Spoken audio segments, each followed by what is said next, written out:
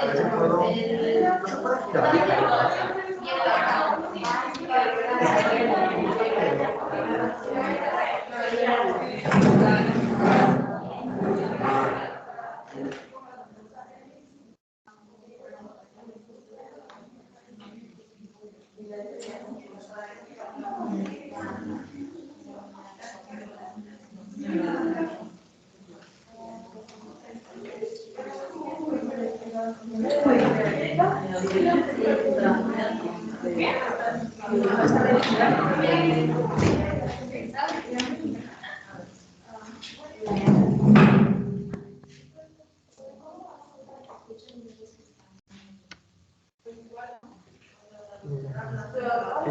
Lo que hacemos nosotros ahora el práctico también por haber decidido nada más que me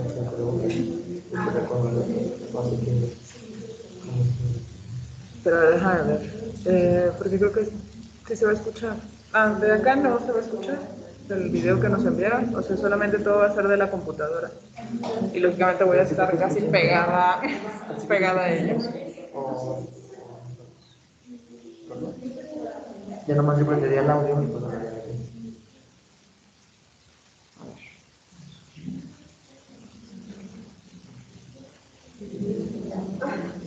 Cualquier cosa es que está hablando.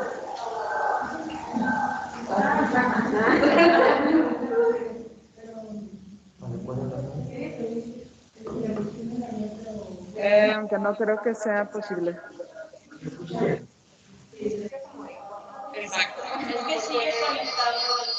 Es que aquí no deberían estar conectados, porque si no los compañeros que están en línea no van a escuchar nada. Bueno, porque ahorita, ajá. Entonces los de aquí no deberían de estar conectados a ti. Exacto.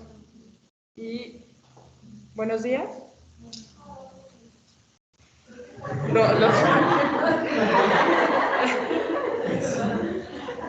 Los que están en línea escuchan. Sí, Sí, maestra.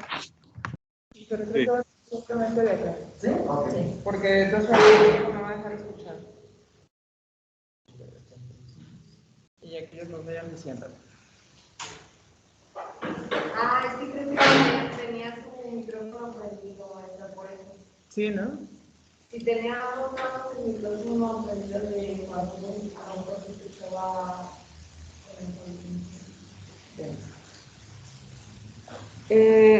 ¿Escuchan bien ahí los compañeros que están en línea? Sí, doctora. Sí. Bien. Sí. Empezamos la clase. Vamos a hablar de un tema muy importante y común, que es el hipotiroidismo subclínico.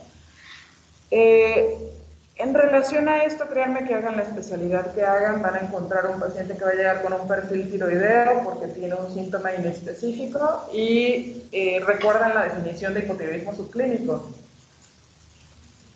¿Cómo van a encontrar TSH?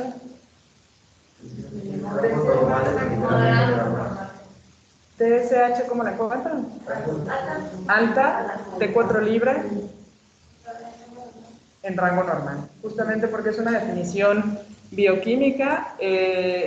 Hipotiroidismo subclínico se supone que los pacientes no tienen síntomas, aunque vamos a ver algunos detalles más adelante, pero en relación a esto, la definición es una TSH elevada más hormonas tiroideas normales en relación a T4 libre, que es normal.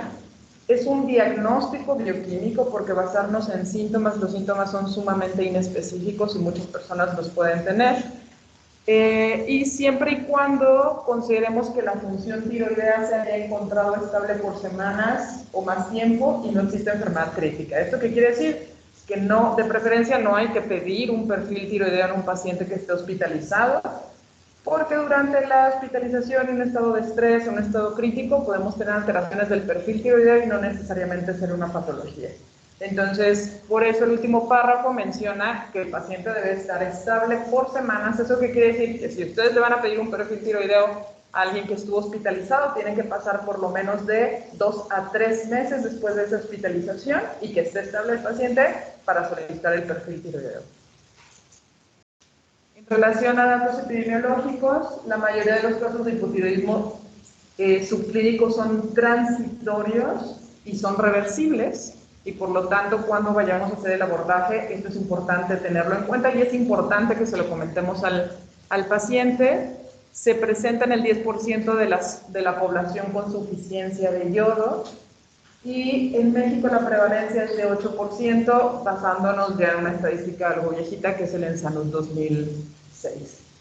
Hay mayor prevalencia en mujeres y en edad avanzada, y en este gráfico lo único que se está comentando, bueno, ahí no está México, la información que puedo obtener de México es del ENSANUD 2006, pero de otros países, Estados Unidos, Holanda, diferentes regiones de Europa, Japón, generalmente, si se dan cuenta, para hacer la definición de hipotiroidismo subclínico, cada país toma un punto de corte diferente en relación al TSH. El nivel de rango de referencia de TSH es muy diferente en cada población, entonces en México que tengamos como un estudio donde nos diga cuál es nuestro rango de referencia para TSH, no lo tenemos. Entonces nos basamos en los rangos de referencia de Estados Unidos generalmente, pero si se dan cuenta podría variar simplemente por la población, porque acá están tomando, este es el Reino Unido, más de 6 de TSH para que ellos consideren que tiene hipotiroidismo subclínico. En Estados Unidos, que es el que generalmente nosotros utilizamos, en la última revisión consideran hasta 4.5 ellos el rango de referencia, y otras bibliografías ya lo consideran una TSH normal o el límite superior normal hasta 4. ¿Eso por qué es importante? Porque en base a eso, si conocemos el límite superior normal, nosotros vamos a poder dar la definición de hipotiroidismo subclínico, ¿no? Generalmente en México consideramos, bueno, va a depender de dónde lean la bibliografía, el límite superior normal de TSH, algunos autores lo consideran hasta 4.0 y otros autores hasta 4.5. ¿Bien? Por eso van a encontrar esa discordancia realmente en la bibliografía. Pero en base a eso, ya cuando esa TSH está por arriba de ese rango, entonces consideramos como hipotiroidismo subclínico si el nivel de T4 libre está dentro de rangos normales. En relación al diagnóstico, pues tenemos estos dos puntos. Una TSH elevada por arriba del límite superior normal de la referencia de esa población, más una T4 libre dentro de rangos normales. Les puse cuál es el límite realmente de referencia normal de mi población. Ya, pues ya se los comenté, ¿no? Que va a ser un poco difícil. Pero este rango de TSH normal va a ser determinado basados en intervalos de confianza del 95%. ¿Eso también qué quiere decir? Si conocen la curva de Gauss, el 95% va a ser la mayor población que se encuentra dentro de ese rango. Sin embargo, hay poblaciones que van a tener niveles de TSH más bajos y para ellos es normal, o niveles de TSH más altos y también para ese individuo es normal. Entonces también existe un valor de TSH interindividual. ¿Qué quiere decir? No va a ser, si aquí les medimos a todos ustedes TSH y todos están sanos, ¿verdad? Pero todos van a tener niveles de TSH diferentes y para ustedes es completamente normal ese valor de TSH, entonces también tener ese punto de consideración en los individuos. Y ese rango de referencia de TSH también va a depender de si yo tengo deficiencia o suficiencia de yodo, si hay diferencias genéticas como el género y la raza, la edad. A mayor edad, generalmente más de 70 años, en algunos pacientes empieza a elevarse el rango de TSH y para esos individuos o adultos mayores es completamente normal, lógicamente si descartamos otras causas que puedan condicionar patología tiroidea. La obesidad, generalmente a mayor índice de masa corporal podemos encontrar mayor elevación de TSH y no quiere decir, porque después se relaciona hipotiroidismo igual a obesidad, que ese paciente con obesidad realmente tenga una patología tiroidea, ¿no? No quiere decir que no la pueda tener, pero ligeras elevaciones de TSH cuando los pacientes generalmente tienen índices de masa corporal arriba de 40 puede ser completamente normal o esperado. ¿Y eso por qué? Recuerden que las hormonas tiroideas juegan un papel importante en la termogénesis y en un paciente, obesidad es una enfermedad crónica, y en un paciente que tiene un índice de masa corporal generalmente arriba de 35, 40, el organismo le trata de ayudar a qué? En relación a incrementar la termogénesis, en relación a incrementar el gasto de energía. Y por eso hay estímulos, generalmente es la leptina, que va a incrementar la liberación de TSH, ¿no? Pero nada, para que eso lo consideren, un paciente generalmente que tenga obesidad de grado 2, grado 3, puede tener ligeras elevaciones de TSH, ¿bien? En el embarazo y la TSH utilizamos otros puntos de corte en la mujer embarazada. ¿Y por qué la importancia? Porque las hormonas tiroideas son primordiales, ya lo vimos, para el desarrollo del producto o del bebé en los primeros 3 meses de embarazo. Entonces, ahí hay diferentes puntos de corte que lo vamos a ver más adelante. Y esto es lo que les mencionaba, el TSH es el point interindividual, que cada uno de los individuos maneja diferentes puntos de TSH y para ellos es completamente normal. Entonces, tener en cuenta todos estos detalles para interpretar un perfil tiroideo es importantísimo. Y bueno, ya en relación a los niveles de T4 libre dentro de rangos normales, generalmente la gran mayoría de los laboratorios, los rangos normales de T4 libre van de 0.4 hasta 1.8, 1.7, ¿no? Pero ahí no hay que arreglo, nada más es observar el rango de referencia que utilice ese laboratorio. Lo que sí necesito que se aprendan es el valor de TSH, porque algunos laboratorios ponen valores de TSH más bajos y entonces estamos haciendo sobrediagnósticos, ¿no? Algunos laboratorios lo están poniendo en 3.6 cuando ninguna bibliografía está diciendo que es hasta 3.6 y llegan los pacientes asustados porque tienen 3.8 pensando que tienen alguna patología o alteración. Entonces, ¿cuál sería el que tomamos? ¿El 4 o el 4.5? Vamos a tomar el 4.5. El 4 lo vamos a tomar en mujeres embarazadas. ¿Bien? Aquí, si no se cuenta con un rango de referencia para edad y raza específicos, aquí están, justamente acá se los puse, considerar como rango normalidad TSH el límite inferior de 0.45 hasta 4.5. ¿Bien? Y este es un estudio, es como el en Salud en México, que es una encuesta nacional. Este es el de Estados Unidos, en Heinz. Es lógicamente esto es para población americana. Y en ellos ajustan la TSH dependiendo de la edad, por lo mismo que les comentaba que generalmente arriba de 60 65 años los niveles de TSH se van incrementando y ellos ponen como estos rangos normales. Si se dan cuenta, para mayores de 80 años ellos consideran normal hasta 7.5. Esto también es muy importante tomarlo en cuenta porque si no estamos sobretratando a adultos mayores y a veces ese sobretratamiento puede condicionar daño. Ahora, hay clasificación, generalmente la gran mayoría de las bibliografías utiliza esta clasificación que es por grados. El grado 1 es cuando se encuentra esa TSH dentro del límite superior normal, que en este caso lo podemos considerar hasta 4.5, y el grado 1 va de 4.5 hasta 9.9. ¿Bien? Y el grado 2 es cuando ya la TSH está por arriba o igual de 10. ¿Para qué importan estos dos grados? Es para decidir el tratamiento. Realmente todo aquel paciente que ya tiene una TSH en grado 2 mayor de 10, es decir, es un criterio que nosotros tomamos en cuenta para iniciar tratamiento. ¿Bien? Generalmente los pacientes en grado 2, en grado 1, aparte se subdividen en TSH entre 4.5 a 6.9 y TSH entre 7 a 9.9. ¿Por qué hacer estas subdivisiones?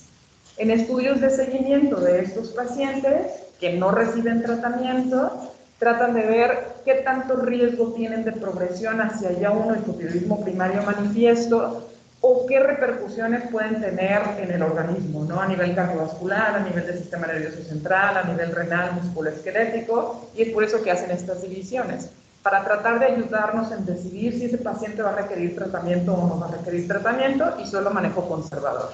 Es por eso que se hacen este tipo de divisiones. Tener en cuenta algo importante, que los pacientes que se encuentran en grado 1, el 90% de estos pacientes en grado 1 con hipotiroidismo subclínico van a poder, de hecho se encuentran aquí, y es lo más común, los pacientes que llegan a consulta por hipotiroidismo subclínico llegan con ligeras elevaciones de TSH, en 4.8, en 5, en 6, ¿no? Y es lo más común este grado. Y este grado también algo diferente es que la gran mayoría de estos pacientes es una alteración transitoria irreversible. Y al tener en cuenta esto, quiere decir que la gran mayoría de los pacientes que se encuentran en este grado no van a requerir tratamiento farmacológico, sino vigilancia. ¿Bien? Bien. De hecho, lo más importante del hipotiroidismo subclínico es decidir, ¿este paciente necesita o requiere tratamiento farmacológico o solamente le puedo dar manejo conservador o vigilancia? Ese, de hecho, es el punto clave del hipotiroidismo subclínico, decidir quién se requiere tratamiento y quién no requiere. ¿Por qué? Porque generalmente cuando nosotros decidimos iniciar tratamiento farmacológico, que sería igual con levotiroxina, con hormonas tiroideas, ese tratamiento ya sería a largo plazo. Entonces, quiera o no, eso también repercute un poco en la calidad de vida, y además estar dando a un paciente un medicamento que quizás ni siquiera requería, pues es otra situación importante. ¿Bien? ¿Qué preguntas tendríamos que tener en cuenta y tratar y que nos ayuden para decir si ese paciente si requiere o no requiere tratamiento? Es, ¿el hipotiroidismo subclínico es transitorio o es persistente? Lógicamente, en este, ¿por qué les pongo solicitar control de TSH? Porque se supone que el paciente ya les llegó con una medición de TSH, por eso ustedes lo están clasificando como hipotiroidismo subclínico, pero se debe de solicitar, sobre todo si están en un grado 1, un control de TSH y de T4 libre, ¿no? Generalmente se sugiere que se mida ese control, eso se dice, dentro de 2 a 3 meses después de que se hizo el primero. ¿Bien? Ahí vamos a tener algunos asteriscos. Lógicamente, si es una mujer embarazada, no me voy a esperar hasta dentro de 2 a 3 meses para pedirle un control, porque si no ya terminó su embarazo casi, ¿no? Entonces, ahí no vamos a hacer ese tipo de espera. ¿Cuál es la causa que me está condicionando el hipotiroidismo subclínico? ¿Puedo saber cuál sería la causa? Para eso, pues hay que preguntar historia clínica, antecedentes personales patológicos, ¿no? Recuerden que hay muchas situaciones que me pueden condicionar ligeras elevaciones de TSH, hay una lista larga de medicamentos que me pueden condicionar elevaciones de TSH y que pueden ser transitorias o secundarias a medicamentos. Si lógicamente ese paciente tiene obesidad, yo sé que mis pacientes pueden tener más elevación de TSH. Si mi paciente tiene 80 años, sé que puede tener niveles un poco más elevados de TSH.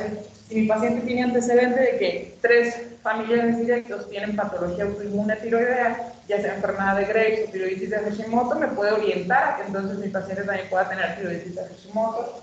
En la exploración física, que es importante, si yo palpo cuello y palpo tiroides y encuentro bocio o estoy palpando un nódulo tiroideo, eso también me va orientando a que ese paciente lo más seguro es que va a requerir inicio de tratamiento. Y aquí otro punto es solicitar anticuerpos antiperoxidasa. Si recuerdan el hipotiroidismo primario, la causa número 1 de hipotiroidismo primario, ¿cuál es? ¿Cómo se llama? La tiroiditis de Hashimoto. Es lo mismo o muy parecido en hipotiroidismo subclínico. La causa más común suele ser, bueno, de aquellas permanentes, ¿verdad? Porque transitorias hay muchas, pero de causas permanentes suele ser tiroiditis de Hashimoto, y es por eso que solicitamos como apoyo para decidir si le voy a iniciar tratamiento o no, los anticuerpos antiperoxidasa. Y otra pregunta antes de decir si voy a darle tratamiento o no es, ¿cuál es el riesgo de progresión a hipotiroidismo primario manifiesto? Y eso va a depender del grado, si es grado 1 o grado 2. Lógicamente, el paciente que tiene grado 2 tiene muchísimo más riesgo de progresión, y de la subdivisión de grado 1 también va a depender el riesgo de progresión a hipotiroidismo primario manifiesto. ¿Y qué consideraciones debo tener en cuenta para decidir el tratamiento? No es lo mismo de que tenga un paciente de 80 años con cáncer terminal, ¿verdad? Que estoy encontrando una TSH de 10, que sé que ese paciente está frágil. De nada va a servir que yo le inicie levotiroxina si ya tiene una expectativa de vida de 2-3 meses. ¿Bien? A comparación de una mujer joven en edad reproductiva que además desea embarazo y que tiene anticuerpos antiperoxidasa positivos, lógicamente a esa paciente inmediatamente le voy a iniciar tratamiento. Entonces, no hay una receta y se van a dar cuenta que así es medicina. O sea, lo que ustedes van a encontrar en el libro es para ayudarles a tomar una decisión, pero cuando ustedes tienen presente al paciente es muy diferente, ¿no? Hay pacientes que llegan, si me llega un paciente de 50 años que tiene cardiopatía isquémica, que tiene un hipotiroidismo subclínico, que tiene una TSH de 9.9, y yo sé que el hipotiroidismo subclínico me puede incrementar el riesgo de enfermedad cardiovascular y además ya la tiene el paciente, ese es otro dato de que voy a decir si voy a iniciar el tratamiento o no al paciente y además a qué dosis. ¿Bien? De acá, entonces, ¿qué me puede considerar u ocasionar un hipotiroidismo subclínico que sea reversible o transitorio, o que sea progresivo o persistente? ¿No? Esto tomarlo en cuenta también, repito, para decidir si voy a iniciar o no tratamiento en ese caso. Y ahí, ¿qué tenemos? En causas reversibles y transitorias, vamos a ver el día de hoy con ustedes también tiroiditis transitoria. Son ustedes del grupo, ¿verdad? Sí. Tiroiditis transitorias, que generalmente esto, ¿qué quiere decir? Estos pacientes pueden tener una primera fase de tirotoxicosis, después de hipotiroidismo y después una recuperación completa de su función tiroidea. Y entonces sabemos que si tuvo una tiroiditis transitoria, esto es una causa transitoria y lógicamente reversible y que probablemente no requiera tratamiento con levotiroxina. Relacionadas al tratamiento de enfermedad tiroidea, si ya mi paciente tiene hipotiroidismo primario y ya está en tratamiento con levotiroxina, pero mi paciente no se está tomando de forma adecuada el medicamento y llega con una TSH elevada, pero niveles de hormona T4 libre normal, más bien ahí lo que tengo que hacer, o sea, bioquímicamente sé que tiene un hipotiroidismo subclínico, pero es secundario que yo no le estoy dando la suficiente cantidad de levotiroxina, ¿no? O que mi paciente no se está tomando de forma adecuada el tratamiento y ahí solamente se ajusta la dosis, pero ese paciente ya tiene tratamiento. Pacientes posoperados, ya sea de tiroidectomía, pero generalmente el hipotiroidismo subclínico es más para mi tiroidectomía, que solamente quitar la parte de la glándula tiroides, me puede generar hipotiroidismo subclínico transitorio. Pacientes que en hipertiroidismo se les dio yodo radioactivo, pueden generalmente generar hipotiroidismo subclínico, pero generalmente ellos van a hipotiroidismo primario como tal manifiesto. Y estas son relacionadas a enfermedad tiroidea y no relacionadas a enfermedad tiroidea. Hay algo que se llama síndrome de tiroideo enfermo, que generalmente es una ligera elevación de TSH en un paciente que estuvo en un estado crítico, ¿bien? Es por eso que no se sugiere que durante una hospitalización se tome un perfil tiroideo. Pacientes con obesidad marcada, pacientes que consumen aminodarona, contrastes yodados, litio o interferón alfa, sustancias tóxicas. Y otro dato importante, generalmente en invierno solemos tener niveles de TSH un poco más altas y es por lo mismo de lo que una de las funciones de las hormonas tiroideas es la termogénesis. Entonces, en invierno lo que trata de ayudarnos es mantener nuestra temperatura y precisamente hay un poquito más elevada la TSH. Eso también para que lo tengan en consideración. Y causas progresivas o persistentes son tiroiditis autoinmunes crónicas como la tiroiditis de Hashimoto, enfermedad infiltrativa, que son sumamente raras en tiroides como amiloidosis, sarcoidosis y linfoma, y otras no relacionadas a enfermedad tiroides de enfermedad renal crónica avanzada, pacientes que están en diálisis, pacientes que reciben radioterapia a nivel de cuello por algún otro tumor a nivel de cabeza y cuello, y recordar que el adulto mayor también puede tener elevación de TSH y eso ser permanente. ¿Bien?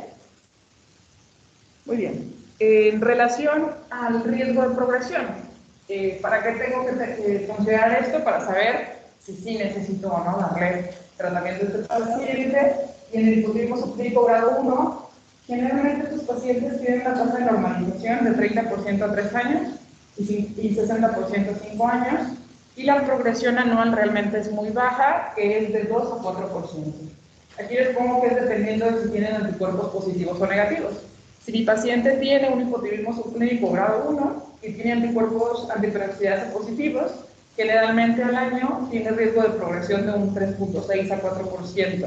¿Bien? A veces ahí se opta, si por ejemplo nada más tiene una TSH de 5 y anticuerpos antiperoxidasa positivos, y es una paciente que no desea embarazo y que ahorita no desea iniciar tratamiento, pues podemos continuar con vigilancia, ¿no? Diferente a una paciente que dice yo deseo embarazarme este año, tiene una TSH en 5 y tiene anticuerpos antiperoxidasa positivos, aunque sé que el riesgo de progresión es bajo, pero en ese caso, diferente sí, sería necesario valorar el inicio de tratamiento.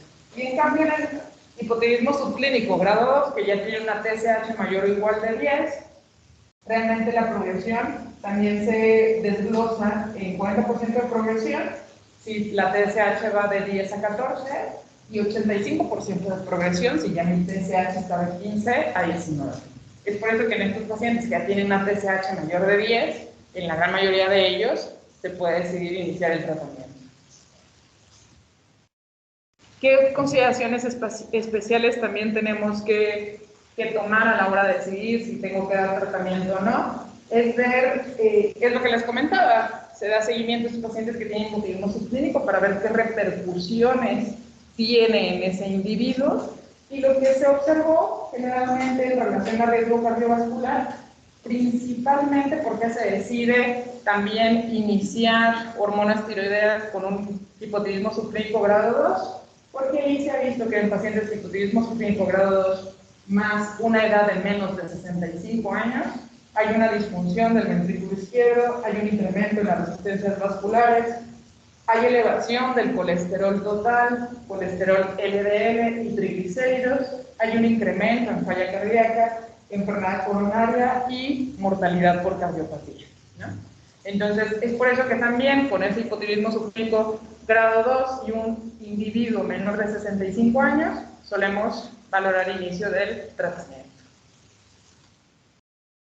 En algunas bibliografías, que esto también en algunos artículos mencionan que sí hay repercusiones, en otros que no, pero en la gran mayoría, sobre todo en metaanálisis, creo que en relación al deterioro cognitivo o demencia, pudiera haber un poquito de incremento, aunque en otros artículos mencionan que no, en relación a alteración cognitiva en adultos menores de 75 años. Sin embargo, existe poca evidencia que realmente apoye la asociación de hipotiroidismo subclínico y disfunción cognitiva, y la indicación de levotiroxina en un paciente con déficit cognitivo no estaría justificado solo por eso. Y en relación a función renal, hepática y musculoesquelética, realmente lo más relevante es que pacientes con hipotiroidismo subclínico que estén en enfermedad renal crónica ya con tratamiento sustitutivo con hemodiálisis, sí se asocia a mayor mortalidad. Entonces, si tengo un paciente con hipotiroidismo subclínico que está en hemodiálisis, ahí sí valoraría el inicio de tratamiento sustitutivo porque sé que me incrementa la mortalidad. Y el hipotiroidismo subclínico también me puede empeorar el curso clínico de la enfermedad renal crónica. Entonces, esto a tomarlo en cuenta en pacientes con enfermedad renal crónica y decidir tratamiento. Bien. Consideraciones generales. Adultos mayores. Depende también la definición. Hay algunos que lo consideran arriba de 65 años, otros que lo consideran arriba de 70 años. Y con hipotiroidismo subclínico no hay incremento del riesgo de enfermedad coronaria en mayores de 65 años. Hay incremento en menores de 65 años con hipotiroidismo subclínico grado 2, ¿no? Pero en mayores de 65 o 70 años no se observa incremento del riesgo de enfermedad coronaria, falla cardíaca, muerte cardiovascular. El reemplazo con levotiroxina no ha demostrado beneficios. Y al contrario, la polifarmacia, el sobretratamiento con levotiroxina puede condicionar más riesgos que beneficios. Y se prefiere un manejo conservador, o sea, solo vigilancia en este tipo de población. Mujeres embarazadas con hipotiroidismo subclínico. Aquí hay dos valores de referencia y va a depender de dónde lo lean, pero los últimos artículos y más, si nos basamos un poquito en la Asociación Americana de Tiroides, utilizan ellos, o si no tenemos un rango de referencia para nuestra población, ellos consideran que al límite superior normal, que en este caso lo consideramos 4.5, le restemos 0.5 microunidades para dejar a la mujer embarazada como límite superior normal hasta 4. ¿Bien? Pero también van a poder encontrar otra bibliografía que les va a decir, y de hecho antes nos basábamos en esto, en trimestre, y decíamos, en el primer trimestre consideramos hipotiroidismo subclínico si lo tiene más de 2.5, segundo trimestre si está más de 3, o tercer trimestre si está más de 3 o 3.5, ¿no? Realmente si se meten a buscar bibliografía de hipotiroidismo subclínico van a encontrar una serie de artículos que son hasta controvertidos porque unos les dicen que sí, otros que no, y en relación a la mujer embarazada, realmente cuando ya la tenemos enfrente, pues decidimos dependiendo de las características de esa paciente y de la evolución, ¿no? Pero igual, para tener todos Una definición de mujer embarazada consideraríamos como límite superior normal hasta 4, ¿bien? Y basándonos por síntomas. Generalmente, ¿por qué pedimos un perfil tiroideo? Porque mi paciente llega y me dice que tiene cansancio, que ha subido de peso, que tiene mucho sueño, y realmente se dan cuenta son síntomas inespecíficos que cualquier situación no la puede dar, ¿no? Pero es por eso que se solicita o le suelen solicitar un perfil tiroideo, y estos síntomas son extremadamente comunes en la población general, para que lo tomen en cuenta, y hay un efecto de etiquetado. ¿Qué suele suceder? Y ahora teniendo todos internet, ay, me siento cansada, se me cae el cabello y he subido de peso. Y lo primero que va a aparecer es hipotiroidismo. Y justamente el paciente llega con uno porque dice, la explicación de mi obesidad es porque tengo hipotiroidismo y me hice un perfil tiroideo, porque en México cualquiera se puede hacer estudios sin solicitudes, y aquí está la evidencia de que esto es lo que me está sucediendo, ¿no? Y realmente así llega el paciente. Cuando uno le explica que es algo probablemente transitorio, en la gran mayoría de los casos, generalmente, lógicamente, el paciente quiere escuchar si esto es lo que condiciona todos tus problemas, ¿no? Pero estamos hablando de hipotiroidismo subclínico, y si ustedes explican, bueno, dependiendo del grado, ¿verdad? Si llega la paciente con una TSH de 15, es diferente. Pero si llega con una TSH de 4.8, realmente ahí se le explica que pudieran eso ser solo transitorio. Lo que tenemos que hacer en estos momentos es solo pedir otro control de perfil tiroideo dentro de 2 a 3 meses para ver si realmente requiere o no tratamiento. ¿Bien? Y tenemos 2 tipos de tratamiento. Uno que sería conservador, que hay que esperar y ver.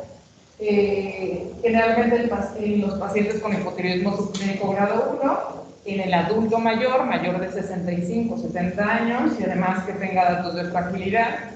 Y tratamiento más agresivo, ya con inicio de levotiroxina, generalmente tomamos en cuenta a los pacientes con hipotiroidismo subclínico grado 2, edad menor de 65 o 70 años, que son los que pueden tener las repercusiones cardiovasculares, expectativa de vida, si es larga o es corta, lógicamente necesito que tenga una expectativa de vida larga, comorbilidades, si tienen ya enfermedad cardiovascular, riesgo de progresión, si tienen anticuerpos antiperoxidasa, tienen mayor riesgo de progresión, e incremento progresivo de TSH en el seguimiento, y consideraciones especiales en la mujer embarazada o que desea un embarazo a corto plazo.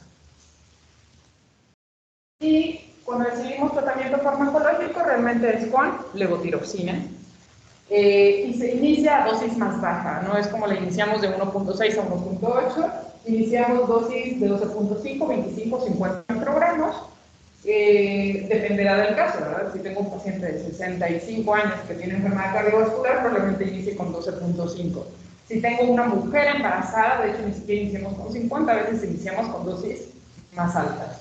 Y se va incrementando o disminuyendo la reducción basándonos en el nivel de TSH, ¿no? El objetivo es llevarlo a rangos normales para esa persona. Esta es una tablita donde vienen pues, diferentes asociaciones, ya sea la europea, la americana, el NICE, que es de Inglaterra, otras guías clínicas, en el cual ellos a qué punto consideran tratamiento, que la gran mayoría lo considera una TSH arriba de 10, en qué punto consideran solamente vigilancia, que generalmente son cuando tienen TSHs menos de 10, ¿no? Que sería el grado 1. Esto, de hecho, se los pasé y está en aula virtual, nada más para que lo tomen en consideración, que va a variar dependiendo de la guía que estemos leyendo. Y en relación al tratamiento, esa es de una bibliografía bastante sencilla. Llega mi paciente, no es una mujer embarazada, llega con una TSH, por ejemplo, de 4.8 y una T4 libre de los rangos normales, entonces podemos dar el diagnóstico de hipotiroidismo subclínico. ¿Qué es lo que hacer? Sé que es un grado 1, entonces hay que confirmar si realmente esa TSH continúa elevada. Y lo que se sugiere, como está en un grado 1, hay que solicitar un nuevo control de perfil tiroideo al mes o hasta los 3 meses. De preferencia, y les sugiero que además de pedirle el perfil tiroideo, ya le vayan pidiendo los anticuerpos antiperoxidasa, porque los va a ayudar a tomar decisiones en relación al tratamiento. Básicamente, antes de pedir el control, hacen un interrogatorio adecuado, una historia clínica que les vaya dando, digamos, puntos específicos para decidir si inician tratamiento y una exploración física. Si mi paciente tiene bocio o tiene un nódulo, probablemente vaya a requerir tratamiento con la tiroxina. Y el control, si está más bajo o se normaliza, o algo transitorio, no requiere nada de ese paciente. Si se eleva a más de 10 y tenía previamente 4.8, pues ese podría ser un dato de si requerimos o no requerimos tratamiento. ¿Qué hacemos aquí? Generalmente dividimos a los pacientes en menores de 65 años y mayores de 65 años. Recuerden que los mayores de 65 pueden tener elevaciones de TSH y para ellos ser normales. Y en base a esto podemos decir si requerimos o no tratamiento. Tenemos el grado 1 que se desglosa en estos dos subgrupos.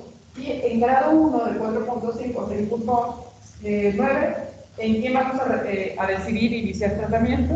Generalmente si tiene anticuerpos antiperoxidasa positivos, si mi paciente tiene el seguimiento y la TSH se va incrementando más en lugar de normalizarse, o no se mantiene entre los rangos iguales, y considerar también si tiene múltiples síntomas de hipotiroidismo. Ahí a veces solemos iniciar el tratamiento, pero si esos síntomas no se quitan con el tratamiento, realmente ya no se viene en relación a hipotiroidismo subclínico. Pacientes con anticuerpos positivos, incremento progresivo de TSH, pacientes que desean o están embarazadas y que tengan bocio o un nódulo tiroideo. Y en aquellos que se encuentren en un rango de 7 a 9.9 y menores de 65 años, y ya tienen 2 controles que salen en esos rangos, generalmente ahí decidimos iniciar tratamiento farmacológico. Todos aquellos que tienen más de 10, generalmente ahí, independientemente del rango de edad, se puede valorar e iniciar tratamiento farmacológico. ¿Bien? Acá en mayores de 65 años, si se dan cuenta, de 4.5 a 6.9 no se recomienda el tratamiento, y de 7.9 a 9.9 valorar si mi paciente ya tiene enfermedad cardiovascular. ¿Bien? El tratamiento y seguimiento realmente es muy similar o es igual a como lo hacemos cuando el paciente tiene hipotiroidismo primario. El primer control es a las 4 o 6 semanas y el objetivo es llevar los niveles de TSH a la meta de control. Muy bien. Y en relación a hipotiroidismo subclínico y embarazo, fuerte indicación en mujer embarazada si tiene anticuerpos positivos, antiperoxidasa, más TSH elevada por encima del límite superior normal, que lo vamos a considerar arriba de 4. Si el paciente tiene anticuerpos antiperoxidasa negativos, pero la TSH es más de 10. Y en estos casos considerar una dosis más alta de levotiroxina, no los 50 microgramos, generalmente pueden ser 75 a 100 microgramos, por la relevancia de controlarlas más rápido, ¿no? Y mujeres que desean un embarazo más hipotiroidismo subclínico, valorar el inicio de levotiroxina si anticuerpos antiperoxidasa positivos, si TSH más de 10 o más de 4 con antiperoxidasa. De hecho, pacientes que están con técnicas especiales para lograr un embarazo, como inseminación intrauterina, ICSI, en estas pacientes que no se pueden, que queremos quitar todos aquellos pacientes que eviten que no se puedan embarazar, se toma deporte no 4, se toma deporte hasta 2.5. Entonces, antes de someterse a estos tipos de tratamiento que son bastante costosos, en ellas tomamos deporte abajo de 2.5, ¿no? Anteriormente, de hecho, era el corte que tomábamos en toda mujer embarazada. Pero en este último estudio, que de hecho ni siquiera es tan reciente, es 2017, de la Asociación Americana de Tiroides, se hicieron estudios en mujeres que estuvieron embarazadas y que tenían hipotiroidismo subclínico, y ellos comentan que abajo de 4, estando de 2.5 a 4, realmente no había repercusiones en la madre ni en el producto. Sin embargo, hay otros estudios que comentan que cuando ya está por arriba de 2.5, sí pudiera estar relacionado a mayor incremento, por ejemplo, de parto prematuro, ¿verdad? Entonces, es por eso que cuando buscan ustedes el hipotiroidismo subclínico y embarazo, van a encontrar estas dos versiones, ¿no? Y en las mujeres que están con este tipo de tratamiento especial, simplemente estos tipos de tratamientos son bastante costosos y lo que se quiere hacer antes de que se sometan a este tratamiento es que estén en las mejores condiciones para evitar que no tengan un buen resultado, ¿no? ¿También se comenzaría con la dosis naranja? No, generalmente, lógicamente antes de hacer este procedimiento debemos de mantener una TSH menos de 2.5, entonces es muy variable. Generalmente podemos utilizar 50 microgramos, le pedimos otro control y ya dependiendo de eso vamos ajustando la dosis. Entonces ya después de eso podemos utilizar 75 o 100, va a depender de cada individuo. ¿Bien?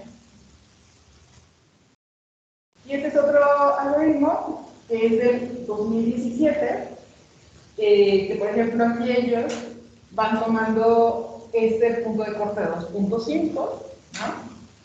Hasta el límite superior normal, que sería 4, considerado acá, y decidir si requiere o no requiere tratamiento. Si se dan cuenta, en pocas palabras, la gran mayoría dice tratamiento o considera tratamiento, excepto las pacientes que tienen anticuerpos antiperoxidasa negativo y que se encuentran de 2.5 a 4, ¿no?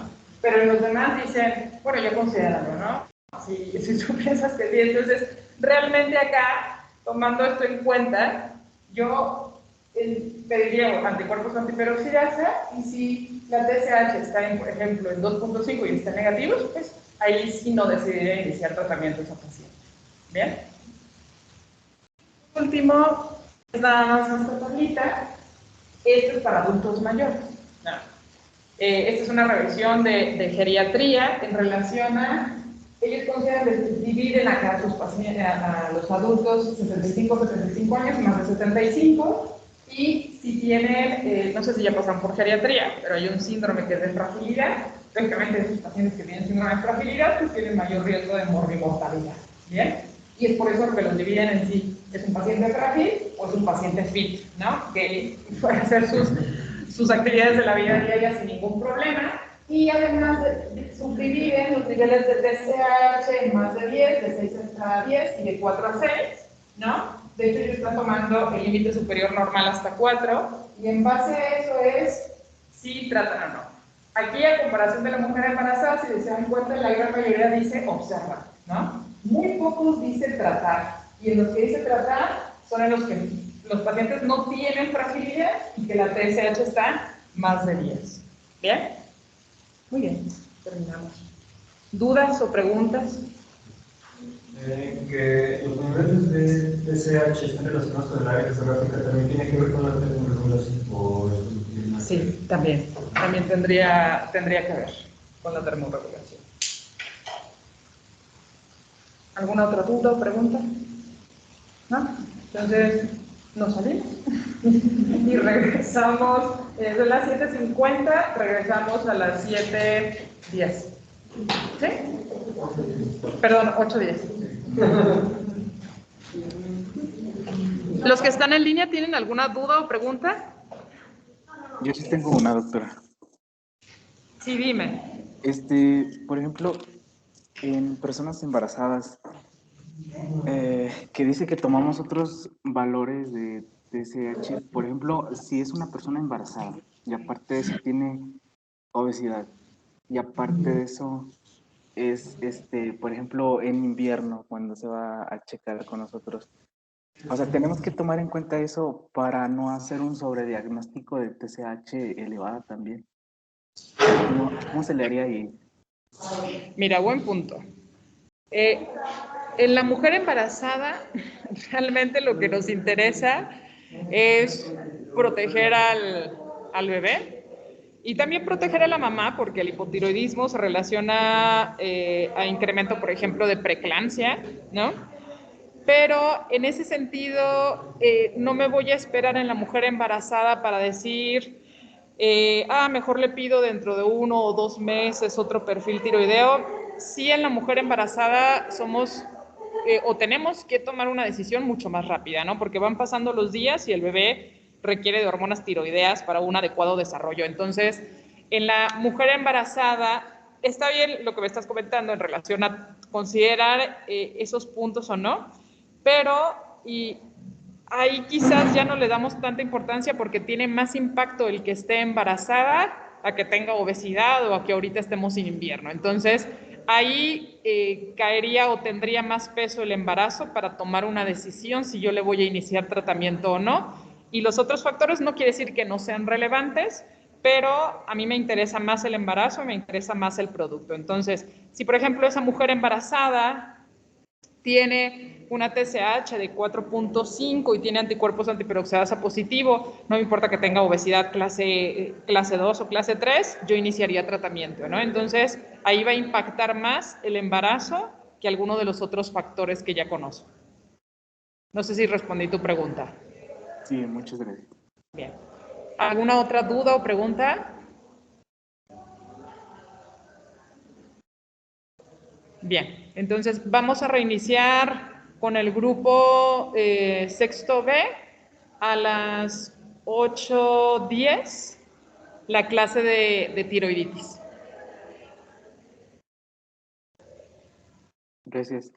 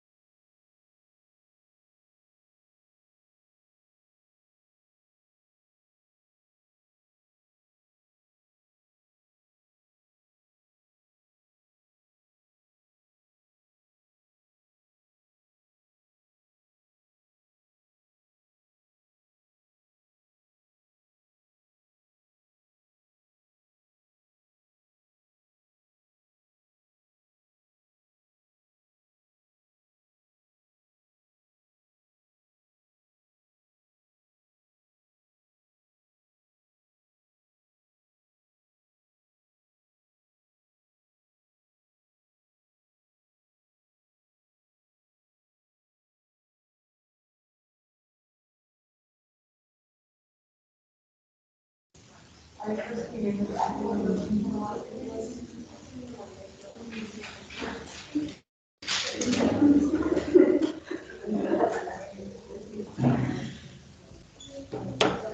bien.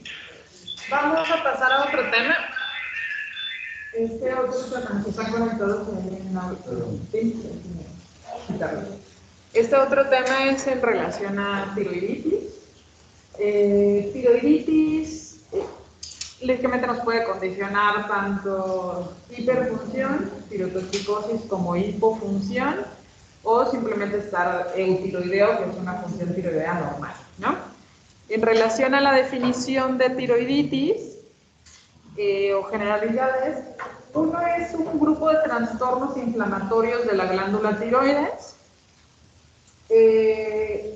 Generalmente, en la gran mayoría, nos puede dar una tirotoxicosis sin hipertiroidismo. ¿Y qué quiere decir eso? Tirotoxicosis en sí, la definición es un síndrome clínico que nos va a dar como tal un exceso de hormonas tiroideas circulantes, ¿no? Pero tiene muchas causas, que puede haber por eso tirotoxicosis con hipertiroidismo, y por hipertiroidismo como tal la definición es una síntesis y liberación de hormonas tiroideas por parte de la glándula tiroides. Entonces podemos tener tirotoxicosis sin ser hipertiroidismo, y justamente las tiroiditis nos pueden dar tirotoxicosis, pero no son hipertiroidismo. Dan tirotoxicosis porque las hormonas tiroideas que estaban almacenadas en la glándula tiroides son liberadas, pero no es una síntesis de novo. ¿Y por qué se liberan esos? Principalmente por el proceso inflamatorio y una destrucción glandular o de los folículos tiroideos que va a condicionar liberación de las hormonas tiroideas ya sintetizadas y almacenadas en el coloide. ¿Sí recuerdan qué hormona tiroidea? Bueno, ¿cuáles son las dos hormonas tiroideas que se sintetizan? Ajá. ¿Y en qué cantidad se sintetizan?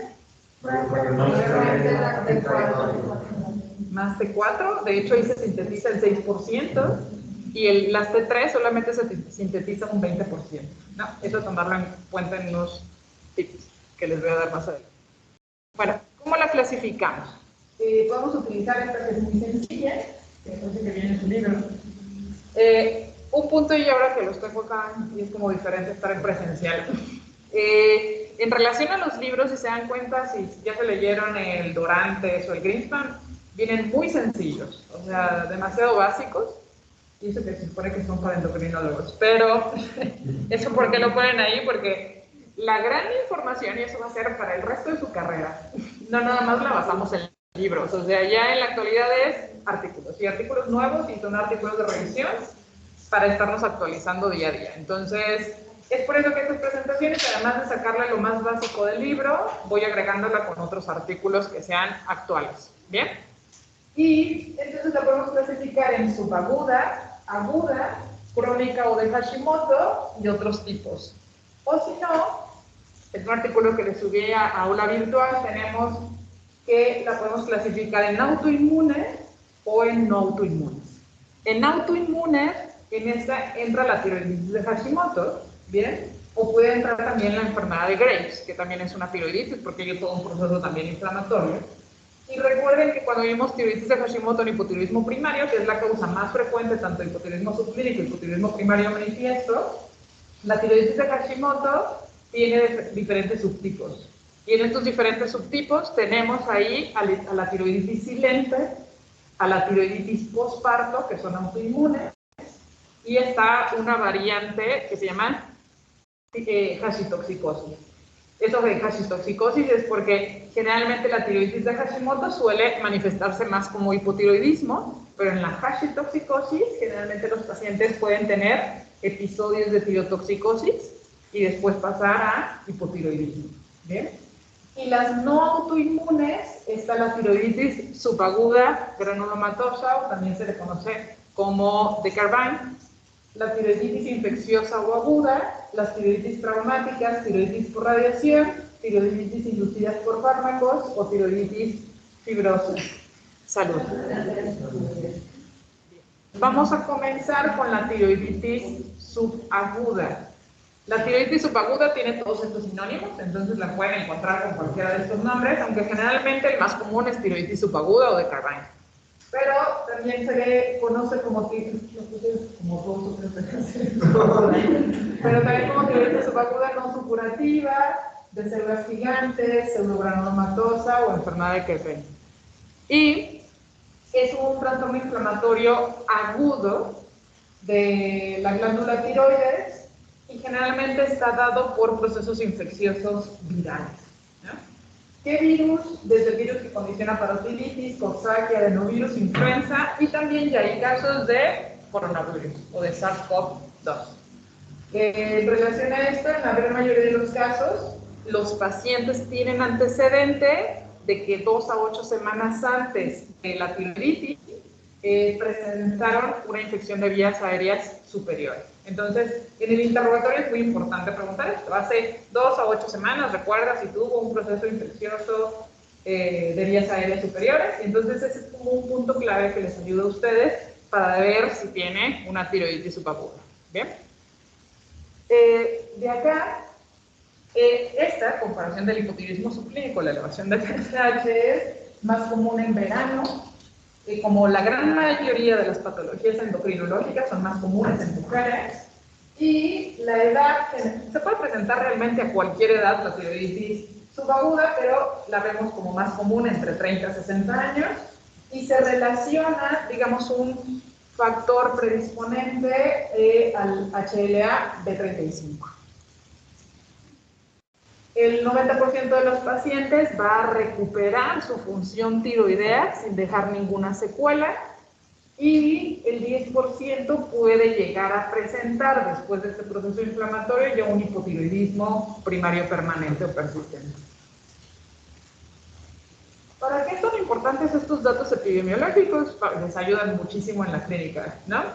Si ustedes saben, generalmente esta patología, como el adenoma tóxico, es más frecuente arriba de 60 años, pero tengo una mujer de 20 años, que es más común en enfermedad de Gray, entonces para eso ayuda también estos datos, ¿no? ¿Para qué importa esto? Porque si me llega mi paciente con tiroiditis subaguda, yo le voy a decir, ¿sabe qué? La gran mayoría, el 90% de los pacientes va a recuperar función tiroidea. Entonces, sabemos que es algo transitorio, ¿no? Esto es, digamos, la importancia. ¿Y de qué depende que se haga transitorio o que se haga mucho tiempo? Ya dependerá de cada organismo. ¿Qué tan importante fue ese problema inflamatorio que condiciona la destrucción de los folículos tiroideos que no permitieron su recuperación, ¿no? Más sería ese factor. Sí, que yo te diga es que fue por este virus que no. O sea, ahí puede ser cualquier virus, pero va a depender de qué tan intenso fue esa respuesta inflamatoria.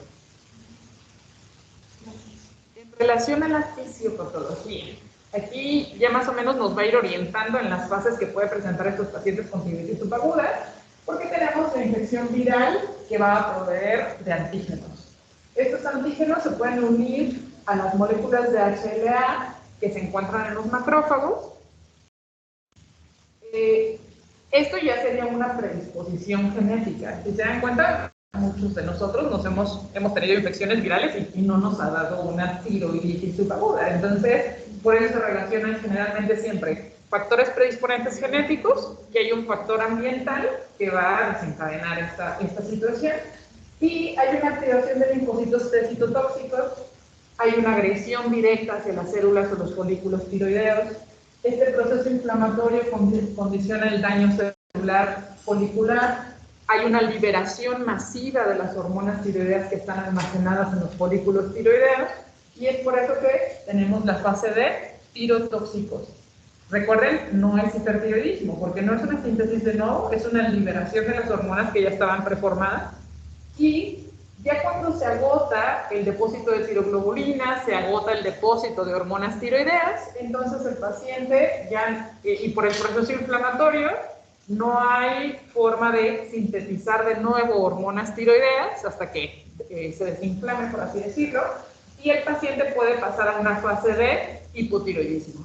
Generalmente es un hipotiroidismo leve y la gran mayoría no requiere sustitución con levotiroxina, y hay una regeneración en el 90% de los casos de las células foliculares, y por lo tanto hasta el 90% de los pacientes puede haber una recuperación de la función tiroidea. Generalmente también la gran mayoría de estos pacientes se recuperan al año de que comenzaron con la tiroiditis subaguda, ¿no? Hay algunos que pueden recuperarse antes, hay algunos que se pueden recuperar después, pero la gran mayoría entran en ese primer año. En cuanto a la fase de tirotoxicosis, existe como un cuadro clínico en el que sea como el tipo de un hipertiroidismo que en este momento ¿Te puedes diferenciar entre hipertiroidismo y tirotoxicosis? No. Tirotoxicosis se va a manifestar igualito que el tiroidismo de nuevo, por datos generalmente adrenérgicos, que es donde van a estar actuando las hormonas tiroideas. Entonces, clínicamente, por datos clínicos no, pero sí lo puedes identificar por la exploración física, ¿no? Y yo te voy a dar como puntos claves que los pueden orientar a eso. Y la evolución, generalmente aquí es como una aparición más súbita.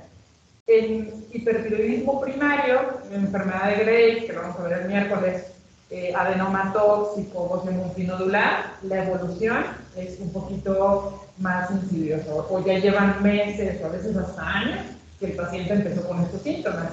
Y aquí algo característico es como más súbito y ellos saben, ay, justamente empecé esta semana o empecé la semana pasada, y eso también, digo, te puede ir orientando, pero en relación a los datos de tirotoxicosis van a ser los mismos. Temblor, ansiedad, palpitaciones que te están indicando que hay un exceso de hormonas tiroideas. ¿Bien? Muy bien. Esta reacción inmunológica no se autoperpetúa y por lo tanto también hay una resolución ad integrum.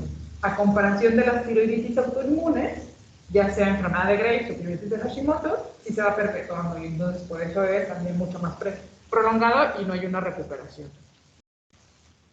Estas son las fases que les comentaba. Seguimos en tiroiditis subaguda, fase de tirotoxicosis que puede durar de 2 a 6 semanas. Ahí que van a encontrar en el perfil tiroideo una TSH suprimida y generalmente los niveles de T4 están más altos que los niveles de T3. Y es por lo que les comentaba, porque se va a liberar toda esta hormona tiroidea y hay más cantidad de T4. ¿Bien? En el perfil tiroideo van a decir, pero en el perfil tiroideo lo encuentro como un hipertiroidismo primario. Exacto, pero es no por síntesis de nodo, sino por lo que se libera. Y recuerden, el eje de retroalimentación, se liberó más cantidad de hormonas tiroideas, en hipotálamo y hipófisis de que hay demasiadas, suprime TRH y suprime TSH. ¿Bien? Después de esta fase, que dura aproximadamente 2 a 6 semanas, pasan a la fase de hipotiroidismo, que también dura entre 2 a 8 semanas, que ya es variable, ¿no? A veces pueden durar 3, 4 meses, pues es muy variable, pero este es como el promedio. El 25% de los casos puede tener esta fase de hipotiroidismo. Hay pacientes que de la fase de tirotoxicosis ya pasan directo a una recuperación o al tiroidismo. Y aquí que podemos encontrar, generalmente la TSH puede estar ligeramente elevada, de hecho hasta nos puede dar un hipotiroidismo subclínico, o si tener un hipotiroidismo primario manifiesto con TSH alta y T4 libre baja. ¿Bien? Y en relación a la otra fase es el eutiroidismo, que ya es una función tiroidea normal, y esa se puede encontrar hasta los 4 o 6 meses después de que empezamos con la tiroiditis subaguda. Y ahí específicamente van a encontrar una TSH dentro de rangos normales y una T4 libre dentro de rangos normales. Bien. ¿Cómo van a hacer el diagnóstico y qué herramientas les pueden ayudar para diferenciar entre otras causas de tirotoxicosis y una tiroiditis subaguda? Primero, pues, algo importante, que no tienen oftalmopatía tiroidea. La oftalmopatía tiroidea es algo característico. No quiere decir que todos lo presenten, pero se relaciona más a patología autoinmune, ya sea enfermedad de Graves o tiroiditis de Hashimoto. Pero, repito, no todo tiroiditis de Hashimoto y no toda enfermedad de Graves tiene oftalmopatía. Para que no esperen que todos los pacientes de Graves tienen que llegar con exoftalmo. ¿Bien? Pero, lógicamente, estos pacientes, si es una tiroiditis subaguda, no tendrían por qué tener oftalmopatía. Son un comienzo súbito en lugar de insidioso, como las otras causas. Este paciente realmente va a llegar a su consulta, no tanto por los datos de tirotoxicosis, es porque tiene un dolor sumamente intenso a nivel de cuello. Entonces, llegan porque tienen un dolor muy, muy importante, ya sea a nivel de la glándula tiroides, o hay algunos pacientes que lo irradian hacia mandíbula o hacia oído. Entonces, eso es un punto característico que no vas a tener enfermedad de Graves o en otra patología. Entonces, es un crecimiento de glándula tiroides y es un dolor intenso a nivel de glándula tiroides o que se irradia a mandíbula u oído. Los pacientes tienen datos en sí de proceso infeccioso, fiebre, mialgias, malestar general. Por esta liberación o destrucción de las células foliculares, la tiroglobulina, que la pueden medir en sangre, está elevada. La biometría hemática, pueden encontrar leucocitosis por el mismo proceso infeccioso. Y, ¿sí saben qué es BCG o velocidad de cementación globular? Sí.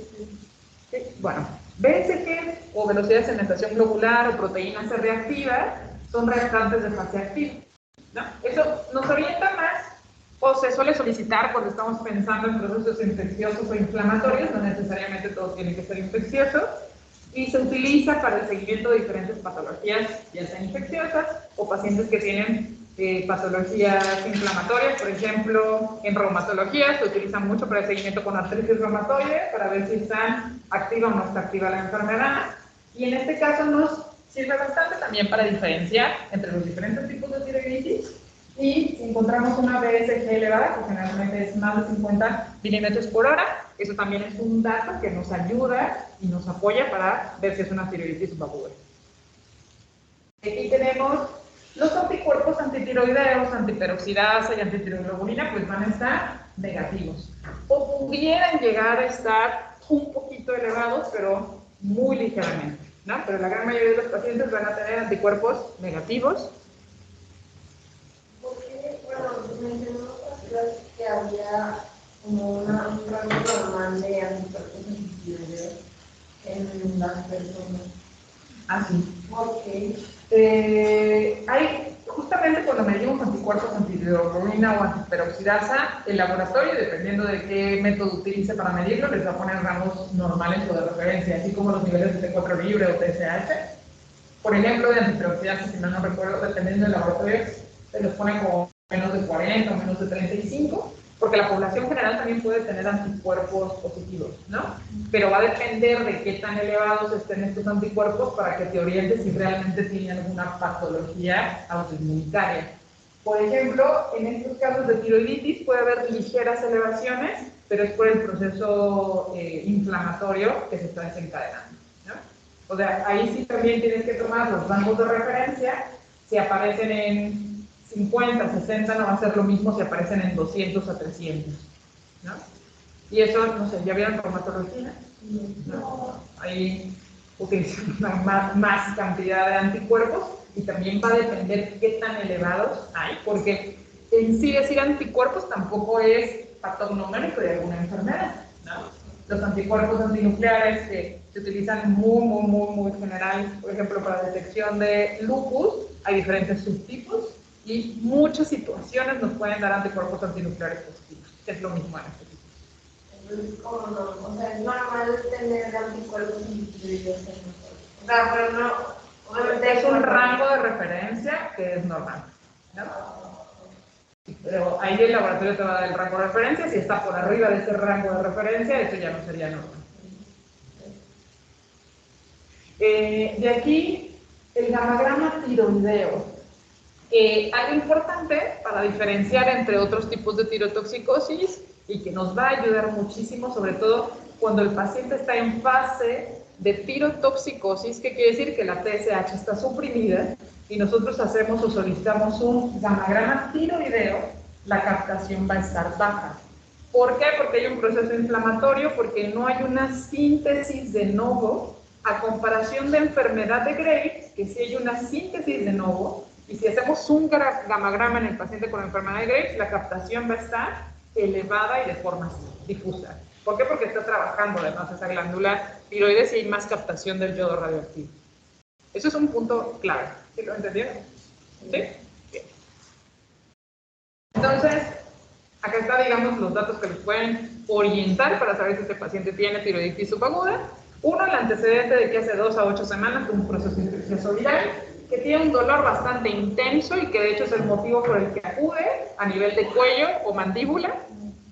La BSG, los estudios del laboratorio, que va a estar elevada, tiroglobulina elevada, y que el gamma tiroideo va a tener una captación baja. Pero repito, este gamma tiroideo se solicita en la fase de tirotoxicosis, no en la fase de hipotiroidismo, ni lógicamente cuando está en el tiroideo. ¿Bien? Doctora. ¿Qué pienso? ¿Sí? Una pregunta. En la parte de fisiopatología mencionaba que se agotaban los depósitos de tiroglobulina y aquí mencionaba que se encontraban elevadas, entonces ahí me confundió un poquito. Pero es porque se liberó. La tiroglobulina, por la destrucción del folículo, libera la tiroglobulina y también libera las hormonas tiroideas. Es por eso que en la sangre va a estar elevada. Pero como tal en el folículo, okay. Sí, en el folículo no, por la destrucción. ¿Bien? Ok, muchas gracias. Sí. De nada. Pero también, ya hicieron el diagnóstico con esto que les estoy comentando. El manejo es realmente sintomático. ¿Qué incluye ese manejo sintomático? Repito, el paciente va a llegar, créanme que por dolor, y entonces damos manejo de ese dolor. Se puede utilizar aspirina, se puede utilizar antiinflamatorio no esteroideo, generalmente utilizamos mucho ibuprofeno, o generalmente, y estos pacientes, créanme que llegan con un dolor bastante intenso, ya nos vamos directo a la administración de prednisona. Y la prednisona la solemos indicar 40 miligramos al día por 2 a 4 semanas. Eso es en general, pero hay algunos pacientes que todavía a las 2 o 4 semanas tienen dolor y entonces podemos prolongar más el tiempo del uso de la prednisona. Pero un ejemplo, llegó el paciente con un dolor intenso, ya hice mi diagnóstico de una tiroiditis subaguda, le inicio prednisona 40 miligramos, le voy dejando, generalmente mejora bastante el dolor a las 24-48 horas, ¿no? Estamos en contacto con el paciente, no, ya está mucho mejor el dolor, entonces de ahí si hay mejoría, a la semana vamos disminuyendo poco a poco la dosis. Por ejemplo, ya la otra semana, en lugar de tomarse 40 miligramos, baja a 30 o a 20 miligramos, así durante otra semana, sigo mejorando lo del dolor, bajamos a 20 miligramos a la semana, sigue mejorando el dolor por otra semana, después a 10 miligramos, el paciente dice que sigue, que ya hasta se le quitó el dolor, y después ya pasamos a 5 miligramos por otra semana y después suspender, ¿no? Sería un ejemplo. Pero si en esa reducción, si paso de 20 a 10, el paciente me dice, ¿sabe qué? Otra vez empezó el dolor intenso, entonces me regreso a la dosis previa. Si yo lo había bajado a 10 miligramos, me regreso a 20 miligramos y lo dejo por otra 1 o 2 semanas más y otra vez vuelvo a intentar disminuirle el medicamento. Entonces sí es muy variable la respuesta que pueda tener el paciente. ¿Bien? Pero entonces, en relación a esto, que es el glucocorticoide, la prednisona, la solemos dar principalmente para el manejo del dolor intenso. Y en la fase de tirotoxicosis, que les puede dar datos en relación a hipertiroidismo, pero ustedes ya diferenciaron que realmente no hay una síntesis de nuevo porque el gamma tiroideo tiene una captación baja y tiene todos los datos en relación a tiroiditis. El tratamiento de la tirotoxicosis es, si el paciente tiene palpitaciones, ansiedad, temblor, lo que damos ahí es un beta bloqueador. De los beta bloqueadores, el que preferimos en este tipo de casos es el propranolol. ¿Y por qué preferimos el propranolol? Porque a nivel periférico, el propranolol evita la conversión de T4 a T3 al afectar la tensionasa. ¿Bien? Es por eso que solemos indicar mucho propranolol en tirotoxicosis, y el propranolol puede ir de dosis de 40 hasta 120 miligramos. ¿Cómo decidimos la dosis? Pues, ¿qué tan sintomático está mi paciente? No va a ser lo mismo que me llegue un paciente con una frecuencia cardíaca de 120 latidos por minuto a otro paciente que me llega con una frecuencia cardíaca de 90 latidos por minuto. El que llega con 120 quizás le deje 40 miligramos cada 8 horas, el que me llega con 90 latidos por minuto quizás le deje media tableta cada 12 horas. ¿Bien? Y no damos, ¿qué es esto de DAA? Son drogas de acción antitiroidea. No se dan drogas de acción antitiroidea ¿Por qué no se dan drogas de acción antitiroidea? Porque no hay una síntesis de nodos. No hay como tal un hipertiroidismo primario que estemos sintetizando en exceso hormonas tiroideas. Por eso, las drogas de acción antitiroidea aquí realmente no tendrían ningún beneficio. Dime. En el caso del uso del ecuador, o sea, estaríamos disminuyendo la conversión de anteriores, pero no es la que todos sigue avanzando, ¿no? Ah, sí, pero realmente puedes dar cualquier beta-bloqueador, ¿no? Metoprolol, atenolol, bisoprolol. Preferimos más el propranolol porque nos da como un plus extra que los otros no nos dan. Sí, todavía va a haber exceso de T4, pero recuerden que quien lleva la acción de las hormonas tiroideas es T3. Entonces, si evitas la conversión, aunque haya en exceso T4, le ayudas un poco a ese paciente a que siga esa conversión. En la fase de hipotiroidismo podemos dar levotiroxina, pero ahí la levotiroxina, si se dan cuenta, sería de forma transitoria, ¿verdad? Porque uno esperaría que el 90% de los pacientes se recuperen. Y la solemos dar así, ya por ejemplo, pasó la fase de tirotoxicosis, lo estoy viendo a mi paciente cada 2 meses y le pido primero el perfil tiroideo estaba en hipertiroidismo, a los 2 meses ya la TSH se va elevando y me llega con una TSH de 10 y la T4 libre está dentro del rango normal, y el paciente me dice que se siente muy bien, pues le puedo seguir en vigilancia, aunque esté en 10, ¿no? Pero si a los otros 2 meses ya me llega con una TSH en 20, en 30, y el paciente tiene datos en relación a que pudiera ser hipotiroidismo, pues ahí valoraría iniciar levotiroxina, ¿no? Va a depender ahí como del caso de cada paciente. Pero, si decido iniciar levotiroxina, ¿cómo le voy a dar seguimiento? Ah, bueno, le inicio levotiroxina, generalmente le iniciamos a dosis baja, que puede ser, por ejemplo, 50 microgramos al día. Lo cito igual, recuerden que ahí le pedimos hormonas tiroideas a las 4, 6, 8 semanas. Lo cito, veo cómo están las hormonas tiroideas, y si están bien, continúo con esa dosis. Si está bajo o está alta, voy ajustando la dosis, y a los 4 o 6 meses que yo esperaría que ya se resolvería toda esta situación, pues retiro la levotiroxina para ver realmente cómo quedó su función tiroidea. ¿Bien? Porque sabemos que aquí sería un hipotiroidismo, la gran mayoría son transitorios. Si al momento de retirar la levotiroxina y ya pasó casi 1 año de que tuvo la tiroiditis subaguda y tiene un hipotiroidismo primario en mi perfil tiroideo, pues ya más seguro va a ser ese 10% de los pacientes que quedó con un hipotiroidismo permanente, y entonces reinicio la levotiroxina, pero ya va a ser de por vida. ¿Dudas en tiroiditis subaguda? ¿No? Porque vamos a pasar a otro tipo de tiroiditis, que es la tiroiditis aguda. Sinónimos de tiroiditis aguda: es una tiroiditis, también se le conoce como supurativa o tiroiditis infecciosa. Realmente es muy rara la tiroiditis aguda, a mí solamente me ha tocado ver un caso. Generalmente se presenta en pacientes inmunosuprimidos, o también generalmente también es algo común o frecuente en endocrinología pediátrica. Y en la edad adulta es más común en mujeres entre 20 y 40 años. Y en este caso, los agentes infecciosos, es tan rara la tiroiditis aguda porque por la anatomía y la vascularidad de la glándula tiroides, la composición de yodo, la formación de peróxido esos son factores que evitan que realmente se tengan procesos infecciosos bacterianos o micóticos o parasitarios en la glándula tiroides, ¿no? Entonces, por eso es tan rara. Sin embargo, aquel paciente que está inmunosuprimido, aquel paciente que tiene alguna alteración anatómica o estructural, pues va a tener mayor riesgo de tener este tipo de tiroiditis aguda. El 80% en relación a los agentes infecciosos, el 80% pueden ser de origen o son de origen bacteriano, un 15% son micóticos y un 5% parasitarios. Esta es una tablita de un artículo que les hice llegar, y las diferentes bacterias que nos pueden dar la tiroiditis aguda, o algunas que se pueden comportar de forma crónica, que nos puede dar de hecho hasta Mycobacterium tuberculosis, que de hecho es el único caso que he visto de tiroiditis pues aguda, porque entra dentro de este mismo tipo, aunque tienen una evolución un poco más insidiosa, ¿no? Pero todos estos microorganismos pueden condicionar una tiroiditis aguda.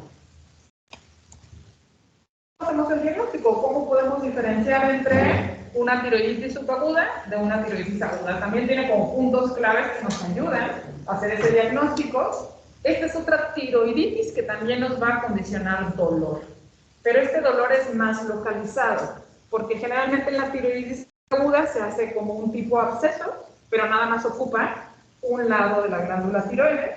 En la tiroiditis subaguda era en toda la glándula tiroides, y en cambio aquí es nada más una porción, ya sea el óvulo tiroides del lado derecho o izquierdo, que generalmente es más común en el lado izquierdo, y ahí encontramos una tumoración, ¿no? Un aumento de volumen, que es unilateral, un dolor, hipersensibilidad, pero son locales, y tienen hiperemia, hipertermia, y lógicamente también tienen los datos clínicos en relación de un proceso infeccioso e inflamatorio, que es fiebre, escalofríos, abdominales.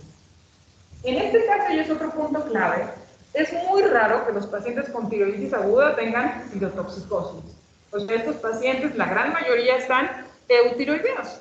Y tiene toda una explicación, ¿no? Porque aquí es un proceso infeccioso que está muy localizado. Y entonces el resto de la glándula tiroides sigue trabajando de forma normal. Y esa es la explicación de por qué la mayoría de los pacientes con tiroiditis aguda solo tienen o están en eutiroidismo. No es como todo el proceso inflamatorio que sucedió en la tiroiditis subaguda. La BSG también está elevada porque hay un proceso infeccioso.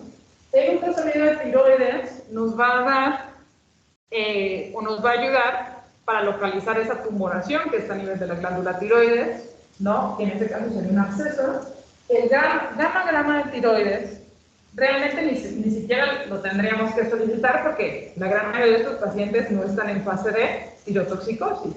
Entonces, pero si lo llegaran a solicitar puede estar normal o hay una hipocaptación, pero nada más en el sitio donde está el proceso infeccioso. Y generalmente lo que se hace aquí al momento de que ya se hizo el ultrasonido, se documenta que hay un absceso en la glándula tiroides, se hace una aspiración con aguja fina para enviar la muestra a cultivo, ¿no? Y tratar de determinar cuál es el microorganismo que está condicionando esta situación. Entonces, punto clave, es un dolor, pero es localizado, ¿no? Es muy raro que tengan fase de tirotoxicosis, generalmente están en eutiroidismo y tienen leucocitosis BSG elevada por el proceso infeccioso. Y en relación al ultrasonido nos va a apoyar un poco más porque nada más hay una lesión bien localizada y que tiene características de absceso. Características de absceso, un estudio de imagen, generalmente en algunos se ve como nivel agua-aire, ¿no? Precisamente por eso. O no se tiene que ver precisamente así, pero la vascularidad del intranódulo está muy aumentada, ¿no? Más el dolor que esté condicionando o esté teniendo ese paciente. Creo que sí se alcanza a ver. Esta es una paciente, si se dan cuenta, hay una... otra cosa que no teníamos en tiroiditis subaguda, no había hiperemia ni hipertermia a nivel de la glándula tiroides, y aquí se dan cuenta, lo ven más brillosito, está rojo, lógicamente si tocáramos a la paciente estuviera caliente, y al momento de tocarle ahí, tanto en tiroiditis subaguda, cuando hacemos la palpación, va a generar dolor, y aquí también, si tocamos esa zona, va a generar dolor. Pero, bueno, que me acordé, porque un punto clave en la exploración física, en tiroiditis subaguda hay un crecimiento pero generalizado y duele todo, y en la tiroiditis aguda solamente es donde está el proceso infeccioso.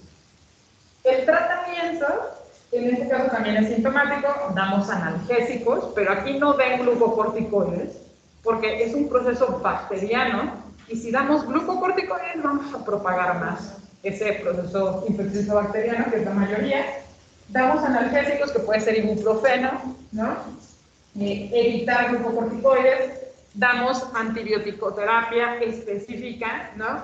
Bueno, generalmente se suelen ya iniciar para el tipo de bacteria que sea como más común en esa población, pero ya teniendo también el resultado del cultivo, pues sería dar un tratamiento específico para ese microorganismo. Y lógicamente se tiene que hacer un drenaje o manejo quirúrgico de esa colección que tenemos ahí. Entonces, eso es algo muy diferente a lo que teníamos en tiroiditis subaguda. ¿Bien? El absceso del lado donde se está presentando puede presentarse en el otro lado. Es muy raro, pero generalmente es un solo foco, pero sí pudiera haber otro foco, ¿no? Realmente en medicina no se presentan todos como de libro y se puede presentar también con algún otro foco, ¿bien? Pero lo más común es que sea solo un foco. Bien, ¿dudas en tiroiditis aguda? Bien, vamos a pasar a lo que serían tiroiditis autoinmune de Hashimoto, pero más enfocándonos a las fases subagudas o agudas, no en la fase crónica, que ya lo habíamos visto en hipotiroidismo primario. En relación a esto, recuerden que son tiroiditis autoinmunitarias, hay una infiltración linfocítica de la tiroides, es más común en mujeres, igual entre 30 y 40 años de edad, y recuerden que la tiroiditis de Hashimoto se clasifica en crónica, que nos da más hipotiroidismo, y las subagudas, que tenemos la hashitoxicosis, tiroiditis postparto y la tiroiditis silente o silenciosa. Puntos claves para poder diferenciar, que a veces esto es un poquito más confuso. Uno, ninguna de estas va a tener dolor, ¿no? A comparación de la tiroiditis subaguda o aguda. En estas, al medir anticuerpos antiperoxidasa, van a estar positivos, porque son parte de la tiroiditis de Hashimoto. ¿Cómo podemos diferenciarlas? Tiroiditis silente, posparto, pues posparto es algo sumamente fácil, porque la mujer lógicamente va a ser solo en mujeres, y la mujer está en el posparto, ¿no? Generalmente puede ser hasta un año del posparto. Mi bebé nació el 25 de septiembre del año pasado, ¿no? Bueno, ya sería mucho que hasta ahorita lo presentara, pero tiene todo ese año para presentar una tiroiditis posparto, y también pueden tener fases de tirotoxicosis, hipotiroidismo y hipotiroidismo, ¿bien?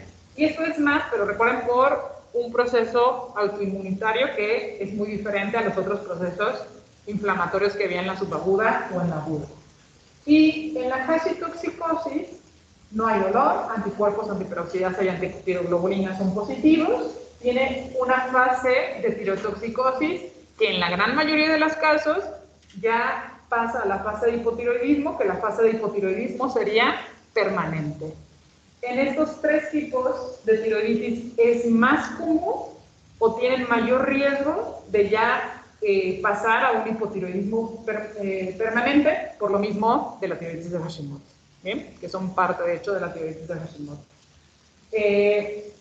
O pudiera llegar a que recuperaran, pero lo característico es que forman parte de tiroiditis de Hashimoto, pero tienen una fase de tirotoxicosis, que no suele ser como en la tiroiditis de Hashimoto crónica, y anticuerpos positivos y no hay dolor. ¿Bien?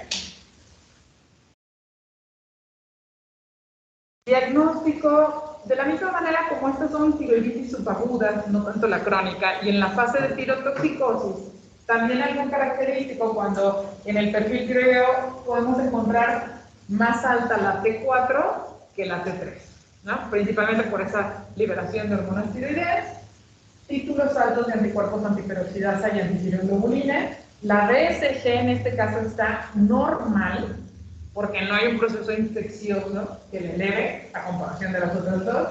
No hay dolor en la glándula tiroides a comparación de las otras dos.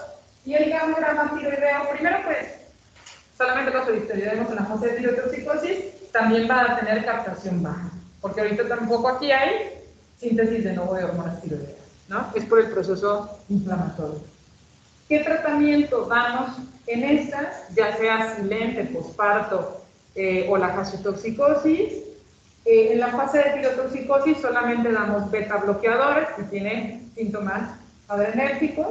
En la fase de hipotiroidismo solemos dar levotiroxina. Repito, aquí va a ser menos la cantidad de los pacientes que pudieran recuperarse, pero hay pacientes que se recuperan. La única forma de saberlo es ver más adelante, retirando la levotiroxina, ¿no? Persiste en hipotiroidismo primario, pues ya ahí le decimos al paciente que va a seguir tomando la levotiroxina para el resto de su vida. Y este es un cuadrito de New England que tiene bastante sencillo. Tienen aquí a la tiroiditis supurativa, que es la tiroiditis aguda, a la tiroiditis subaguda, no supurativa o de Kerr-Ryan, y tienen acá a la tiroiditis Hashimoto, tiroiditis postparto y la tiroiditis silenciosa o silente. ¿Qué van a encontrar en estos tres? Causa autoinmune, por lo tanto los anticuerpos antiperoxidasa y antitiroglobulina están positivos a títulos altos. En la tiroiditis aguda, algo característico, generalmente están eutiroideos a comparación de los otros tipos de tiroiditis, y los títulos altos persistentes en las de Hashimoto. En relación a la BSG, estas están completamente normal y las que están elevadas es la subaguda y la aguda. Y en relación a la captación del gamma-grana, si se dan cuenta, están bajas, ¿no? Entonces, todos los tiroiditis realmente les deben dar una captación baja. ¿Bien? Ese es un punto clave para poder diferenciar entre los otros tipos de tirotoxicosis. Para terminar, puede haber tiroiditis traumática por radiación o tiroiditis inducidas por fármacos. Traumática, pues, ¿qué va a tener el antecedente del paciente? De que tuvo una contusión directa, ya sea por un accidente, o porque hubo una punción a nivel de cuello, o hubo una cirugía que manipularon tiroides. Todos esos serían causas traumáticas. Entonces tendría que tener el antecedente. Al manipular la glándula tiroides, lo que va a condicionar una fase de tirotoxicosis que es transitoria, un dolor, pero ese dolor es leve y además sabe el paciente que se golpeó, no esa zona, digamos, serían como los puntos claves.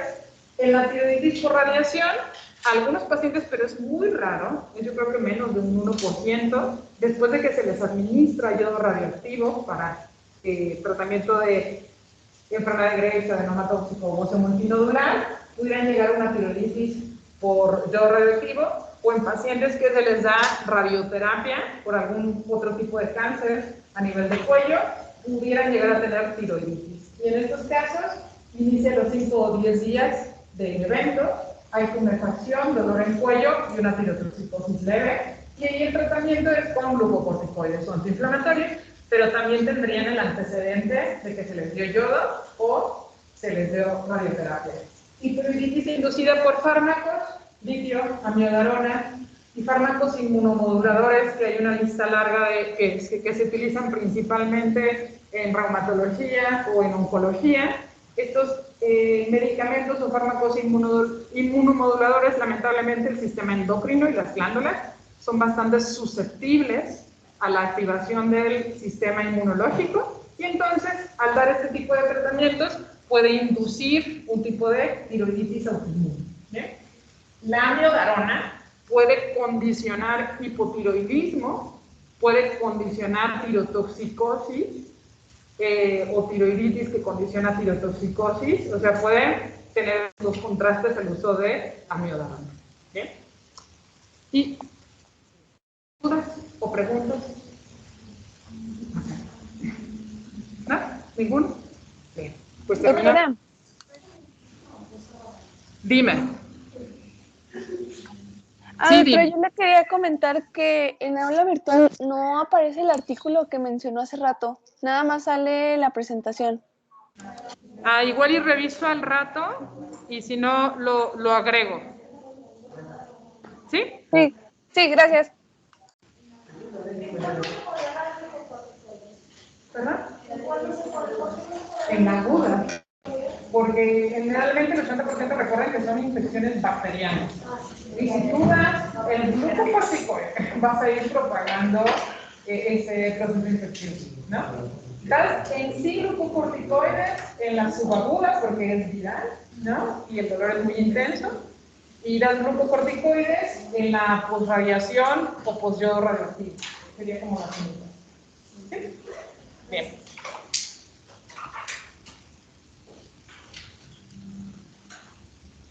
¿Alguna otra duda o pregunta? ¿Puede repetir lo que mencionó ahorita? Yo también tenía esa duda. Una de sus compañeras pregunta que en quiénes no podíamos dar glucocorticoides, en qué tipo de tiroiditis, y es en la tiroiditis aguda. En esa no se aconseja dar glucocorticoides, porque recuerden que más del 80% son infecciones bacterianas.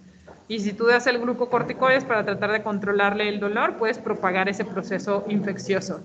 Glucocorticoides estaría indicado en tiroiditis subaguda o en tiroiditis por radiación o por yodo radioactivo.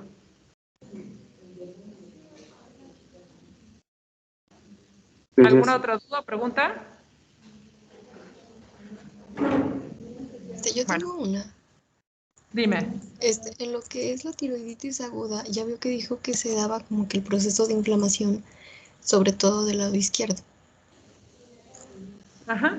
¿Hay alguna razón o algún motivo? Es por la anatomía. Generalmente depende mucho desde la embriología, desde el arco braquial, que a nivel derecho, si mal no recuerdo, pero de todas formas te lo corroboro bien, no está tan, más bien, ya no recuerdo muy bien ese punto, pero se lo traigo para la otra, pero es más por la embriología y anatomía. Muy bien, gracias. Sí, de nada. Pues listo. Terminamos. Nos vemos el miércoles. Gracias.